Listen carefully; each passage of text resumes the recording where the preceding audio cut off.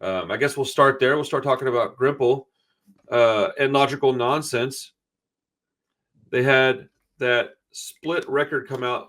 What we discussed a minute ago, it came out in what, 1994? Yeah. Man, I really thought it was later than that. I don't know. You said you thought it was earlier than that. Yeah, in my mind, this was at the beginning. In my mind, this came out at the same time the other one that we're going to talk about did. I always thought that was the case. Interesting. But it is what it is. It's one of those two, and both of these are plug these into Google, and you'll find pages and pages of Reddit pages though, and stuff like that, where people do love these albums. They're like we were talking about offline. There's just not a lot of actual information on these. Like, people haven't done a bunch of podcasts on these. There haven't been a bunch of deep dives and all of that on these albums. So they sort of exist only in the songs. Is how they exist, at least online right now. Is just with the songs and with the memories that people who had them at the time, who played the hell out of these splits, but they didn't necessarily break through to any real resonance beyond what, like, those name brand bands that you were saying, those guys referencing these bands is kind of how what the accessibility was to this stuff. Well, especially back before you had the internet, you had you would listen to Grimple or Filth or Isocracy, especially down where I'm at in Texas. Like, I didn't hear about those bands unless I heard Operation Ivy talk about it. Billy Joe Armstrong was talking about it. Maybe Tim Armstrong was talking about it, or somebody that was like a little bit bigger would reference these bands from another part of the country, and that's how I would start to sort of hopefully find it. But the thing is, man, a lot of people don't understand about me is that I'm not from California, man. They didn't have this stuff in Houston, dude. Like, they barely had any of the old punk stuff down here. So, like, even with bands like The Damned and Circle Jerks and all that, they barely had that stuff at these record stores. So, like, it was just hard for me to find this stuff when it was the point in my life when I was going to go do that. It just wasn't available. So, I don't remember how I came across Grimple Up Your Ass, but that album caught my attention and blew my mind. And I was like, whoa, this is awesome. And I never knew them to even have other material out there until actually, hold on one second. I want to show you something real quick. Okay. Shit, I'll have to find it.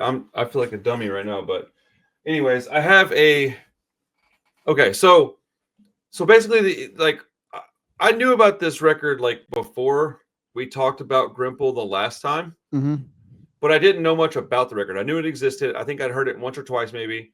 And then when I used the artwork from that album just to represent Grimple, somebody got really pissed off that I wasn't a big fan of the split. And I'm like, I my bad, dude. And then since then, I was given a back patch, like from the early 90s by a friend of mine, shout out Chuck, a Grimple back patch that has the artwork from this split on it, and it's got the Grimple logo up at the top. It's going to go on my new hoodie. I was hoping to get it done before PRB. I'm not sure if I'll be able to or not, but yeah, man, the artwork. So I don't know how I came across Grimple Up Your Ass, but when I did, I heard it and I liked it because it was like, honestly, dude, it was like Operation Ivy mixed with like a crust band, dude. It was the weirdest sound. It was so underground and chaotic and abrasive, yet still with a little bit of pop. And you're like, huh, this is a weird sound. So like a young person who is very, what's the word? Influenced? Impressionable? Impressionable. That's the word I was looking for. That's a great entry level band for, or like, it's a great, yeah, I guess entry level, but it's not really entry level. It's below the surface. It's much more deep than that. But that kind of music from a band from that part of the underground of punk is so just brilliant because it'll grab a young kid and it'll hold on to you. And you're like, dude, this is the entry point. And so I say all that to say that when you get to this, it's a completely different sound. I mean, it doesn't sound even remotely the same, honestly. Like there's little bits and pieces that sound like Greg's vocals from Grimple Up Your Ass, but the meat and potatoes of this are just, quite a bit different. Well, it's just a much heavier album than or a collection of songs than Grimple Up Your Ass. Grimple Up Your Ass sounds like what we refer to as like this main influence in skate punk. Right. It sounds like that genre. This has remnants of that. You could it's clearly the same band, but this is a completely different direction, sound, artwork, like everything about this is just a little darker, a little heavier, a little more in line with two of the other bands that we're talking about today. So it loses a little bit of that personality that I think that is there on Grimple Up Your Ass, but the songs are still engaging and entertaining enough and have enough humor and melody, like you were saying, where it still kind of works. But yeah, if you put them kind of next to each other, I would assume they were almost two different bands, and like two different bands of very similar sounds. But yeah, there is a big departure, and I would think that it would have happened in the reverse order. Like these songs would have came out first before they had those ones, but it's just not the way it was. And I don't know enough about the band to know what they would feel is truly like their sound. Maybe that's something you can discuss with them, like what kind of style, or even if they really see a distinction in the style. So I've actually, since we had all this conversation start, I've actually had Greg on the show. Mm-hmm. So if anybody's interested, you can go back and watch the video where I talked to him. My memory is really poor, and for reasons I've explained many times on this channel, my apologies to anybody that gets bothered by that. But if I remember correctly, he was saying that they wanted to write a heavier sound, and it bothered him that they sounded so different that he was like, why are we going to even call it Grimple? Mm-hmm. Like, he was like, I don't mind doing the music, but I don't understand. And again, if I remember correctly, but I'll link that video in the description of this one, because we are also going to talk again. He and I, we're going to get on the show again, probably post Punk Rock Bowling, and just kind of talk about that in addition to just some other things. But he wants to talk about some of his other bands, and he had other projects. So, but as far as I know, it was a effort to go in and write songs that weren't as melodic, weren't as poppy, and be a little heavier. I mean, it went from basically a like hybrid of a crust punk, skate punk band to like thrash metal. Mm-hmm. I mean, it's like way different. Mm-hmm. And I don't know if it was because of the inclusion of Logical Nonsense or what, but it's a far different sound. And anybody that gets on here and is irritated that I don't know more history on this, tell me the history on it. I just don't know it. I'm sorry. I'm not talking about the history of this thing necessarily. Well, I mean, we are, but only to the degree that we know. We're more or less just talking about the album and our experience with it. So if you have some information on this, by all means, please bring it to the table. It does help understand, though, the way, like in the modern context, when people try to explain skate punk, like what are the specifics of that genre? One of the things people bring up, but without much explanation, is the metal riffing that skate punk has that the other punk genres don't necessarily. Now, they don't bring in a lot of the other stuff from the metallic genres, but specifically the riffing. You can really hear it with both of the Grimple releases, though, what people are talking about when they say that metal type of riffing. You hear it in this because, like we talked about last time, it's less refined, less produced, less something different than it's more of like, again, skate punk with the influences less mixed and more just turned up all the way, right, and put there, and so you hear a lot of that riffage, and you hear some of the melody that riffage can make.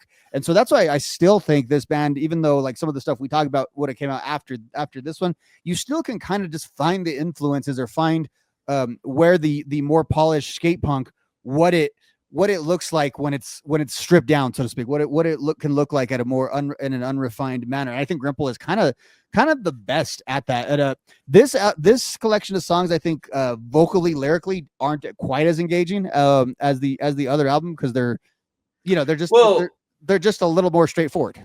It depends on your definition of engaging, I guess, because I think they're just as, if not more, engaging, but I don't think that they're as well. They're not as poppy. They're not as my style as the other ones are, but you can listen to this and hear like, okay, this is a band that wants to be like, have their like toe dipped in, like maybe they're friends with a bunch of bands that are on Fat and Lookout, but they don't really care to necessarily be like a fat band, and they certainly don't want to sign to some major label. They just want to be like a punk band and make whatever they want. And it's obvious because they made two completely different sounds within two releases. And the vocal, I thought the vocal performance on this was harder to accomplish than the vocal performance on Grimple Up Your Ass. He seems like he's more having a good time on that record, and on this one there's a lot of force being fed through his vocal cords to make the sounds, and it's a much faster and heavier album, like way faster and way heavier. he has to kind of keep up with the songs and serve the songs, right? I think his vocals are much more of the centerpiece of the other work. That's a good point. His vocals are what drew me in.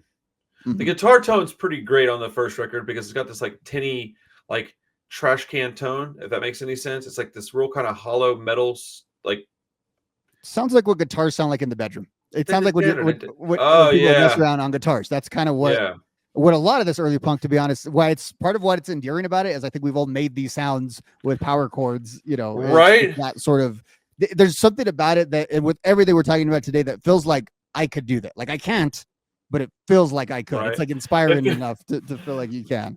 The guitar tone sounds like something like you recorded it on a camcorder, and that was the actual recording that you used for your album. It's like, and it's funny because nowadays that's like actually a sound that people like put into their albums. They want to replicate that so bad. Like I was hearing a band, and they're pretty good. I think they're called Pup. They're from Canada, and they had a new album that came out a couple weeks ago, and I checked it out, and it was like purposely lo-fi.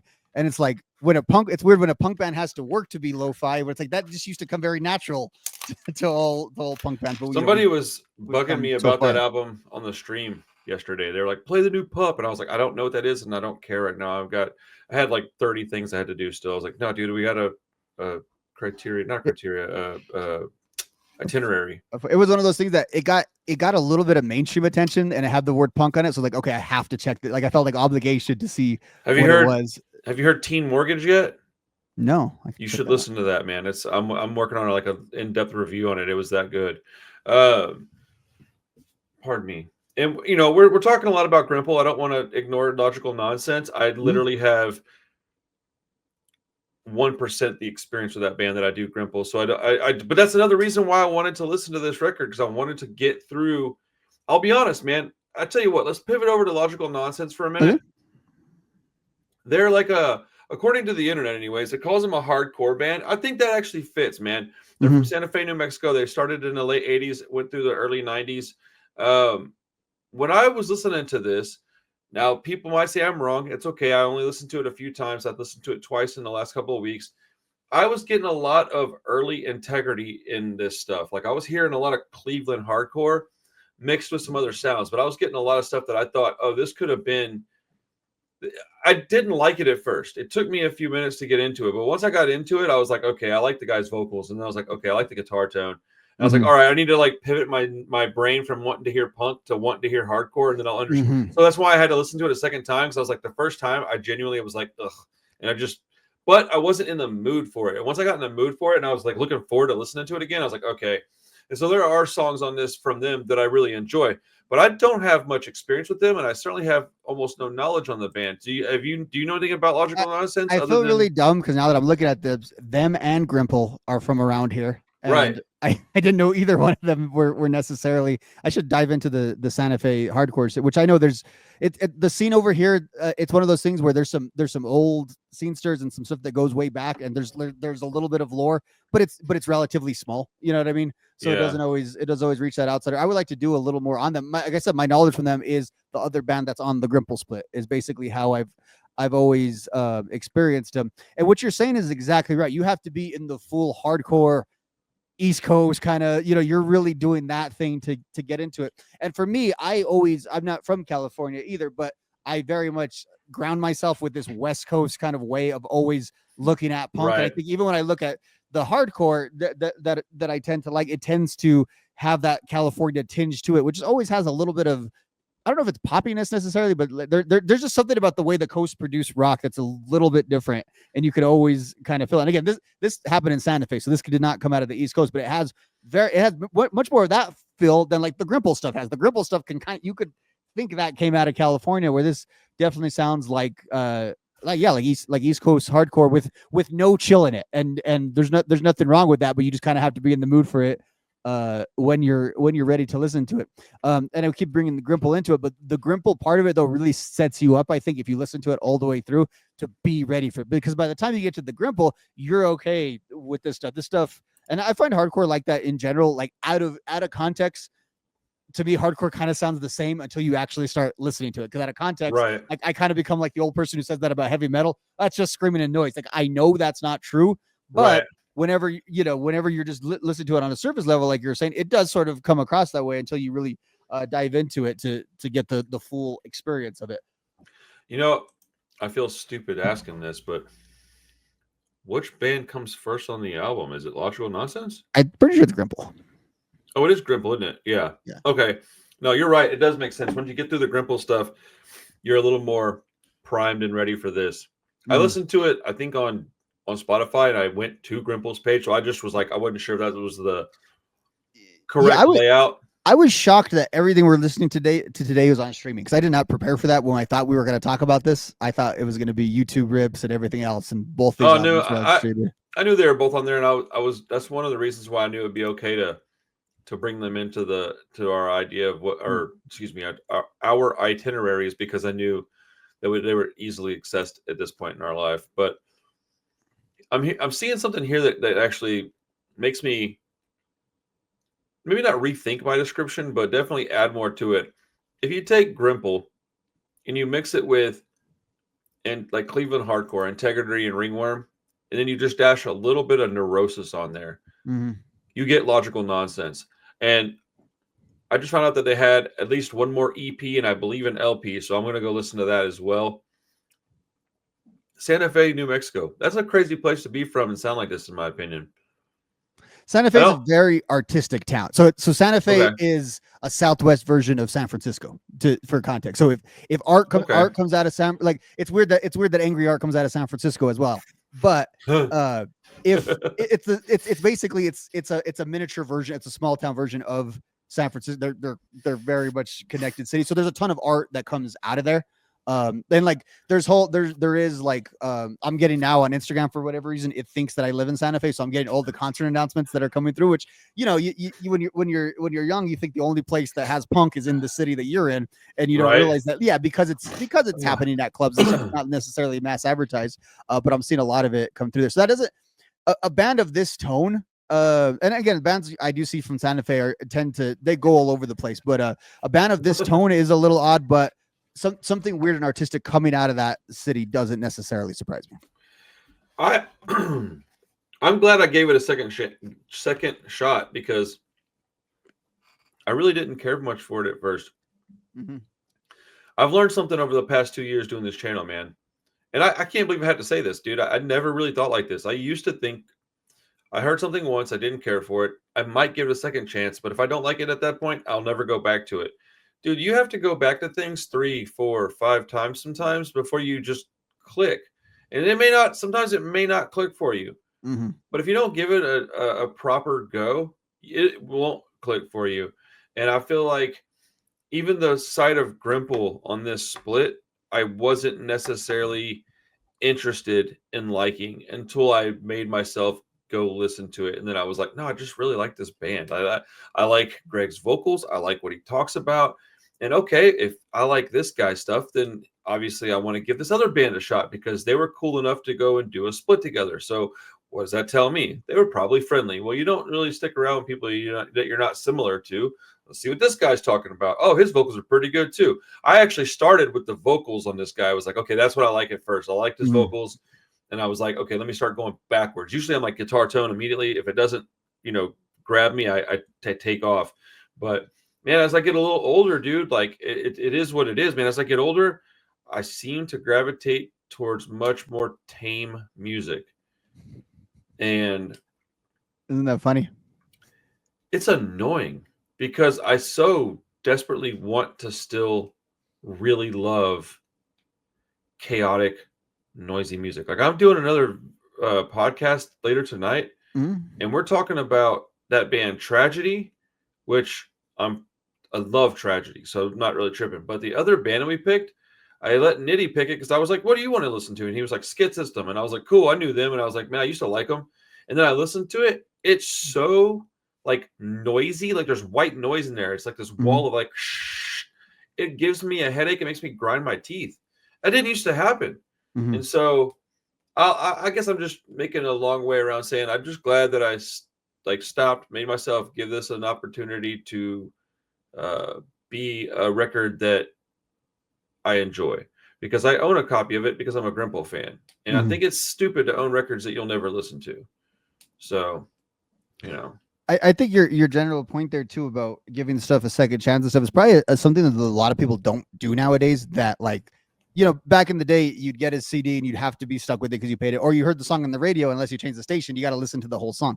Well, now I get this thing and I don't like the first few minutes of guitar tone or something like that, and I just flip on to the next one. So I wonder how much stuff we just don't give a chance and allow to grow anymore because we tend to have that mentality. And there's so much stuff. Like there's literally every piece of music I could ever want is on this thing. So your mind only has so much real estate to go. And I think that's part of the thing too on some of the like the heavier music. It's sometimes where I'll go away from it is, and I hate that I'm the old guy like this. I feel like I've heard it all, and that's not necessarily true. And there's always new stuff you can learn and hear through it. But like there is something to like, oh yeah, heavy hard stuff. I've been listening to that for 35 years. And so I occasionally do look for other stuff. Not that I won't always go back to this stuff as like my core and the stuff that I appreciate the most, but I do understand why like the older punk rockers, when they were in their late 30s, early 40s, and I was younger watching them and they're exploring all these different types of genres of music. And I'm thinking, what the hell's wrong with those guys? They make the greatest music ever.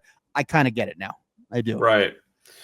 Yeah. I didn't even give music a chance like past one or two listens until like I'm gonna say like for real, like a year ago. But before that, maybe 2 years ago, I started kind of doing that. I remember on my old channel, I listened to an artist so much that I flip flopped on him. Like, and it was bad because I used to hate him. Like, I hated, and I made probably 15 videos talking about how trash this dude was. And then all of a sudden, one day, he dropped a new song, and some kid was like, "Hey, I need you to listen to this for me." And I was like, he was like a Patreon supporter, and I was like, "All right, whatever." And so I listened to it, and I was like, it just clicked, and I was like, "Ah, fuck. This is not going to be fun." And I was like, but yeah, man, I think this was a great split. I don't agree that it's better than their other LP, and I haven't heard Logical Nonsense's LP, so I can't really speak on that. But as far as on the Grimple side of things, I still think that Grimple Up Your Ass reigns supreme.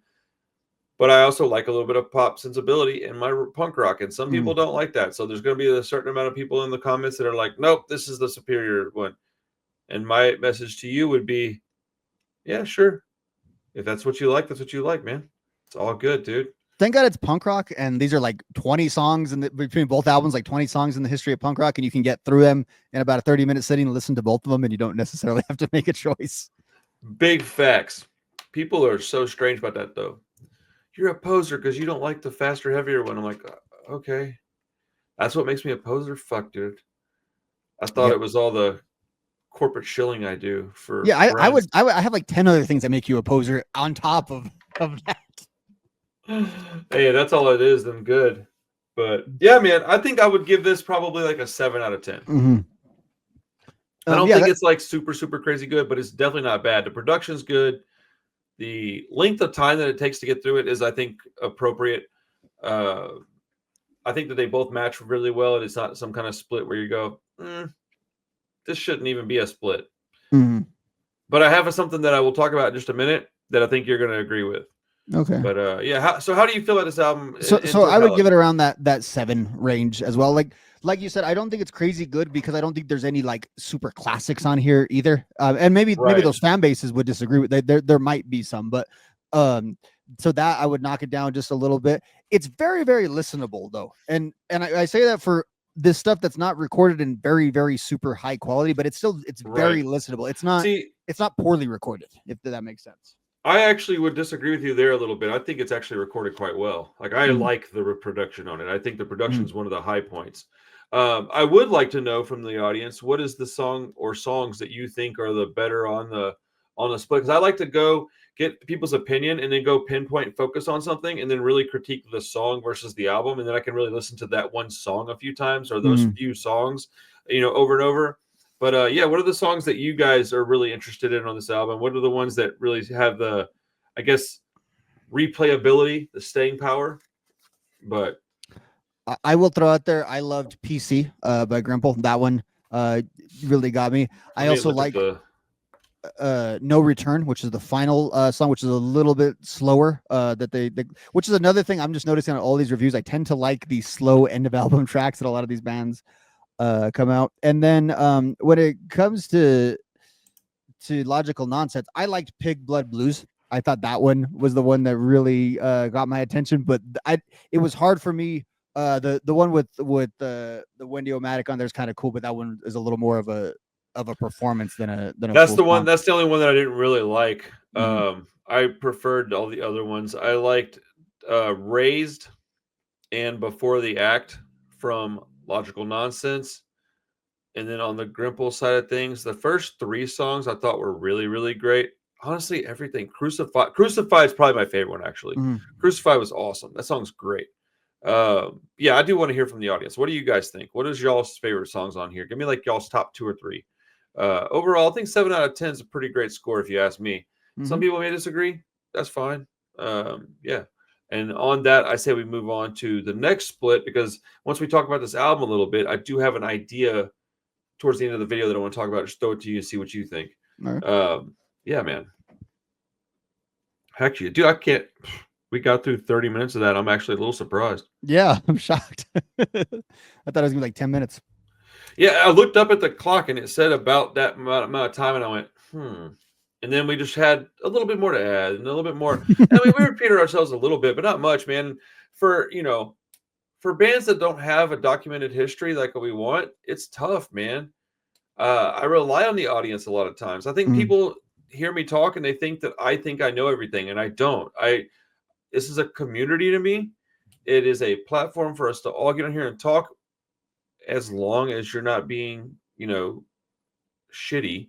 And I have the right to dictate whether or not I think you should stick around. So if you act crazy, I'm just going to get you out of here. And I mean like crazy, like saying like gnarly racist stuff or weird sexist stuff. I'm getting you out of here, man. I ain't got time for that. You talk a little shit and I can deal with that. But like the other stuff, I'm not dealing with it. So, but I deal with I do maybe not depend upon, but I do enjoy the community interaction on this stuff.